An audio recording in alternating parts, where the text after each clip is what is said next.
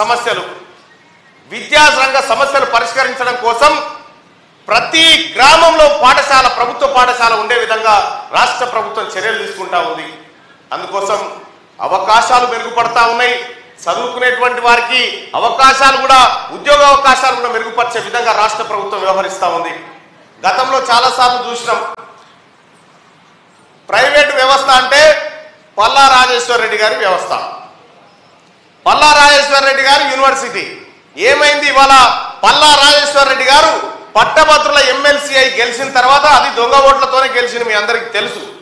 ఆ రోజు మీరంతా కలిసి తీన్మార్ మల్లన్నకు ఆశీర్వదిస్తే ఇండిపెండెంట్ గా కేసీఆర్ ప్రభుత్వాన్ని 7 చెరువుల నీళ్లు తాగించినటువంటి సందర్భం మీ అందరికి తెలిసిందే. అయితే ఆ రోజు బోగసొట్లతో గెలవడం జరిగింది. గెలిచినటువంటి పల్లా రాజేశ్వర రెడ్డి గారు ఎన్నడన్నా ఒకనాడు ఈ ప్రైవేట్ టీచర్ల బతుకులు ఎట్లున్నాయని ఒక్కసారన్నా తొంగి చూసిందా? అదే ఓడిపోయిన తీన్మార్ మల్లన్న ప్రైవేట్ టీచర్ల కష్టాలు వస్తే వాళ్ళ కుటుంబాలను ఆదుకుంటూ వాళ్ళ బిడ్డలకు ఆపరేషన్లు చేసుకుంటూ ఆ పేద వర్గాలను ఆదుకునే ప్రయత్నం చేసినోడు తీన్మార్ మల్లన్న. ఓడిపోయినా బాధ్యత నుంచి తప్పుకోలే.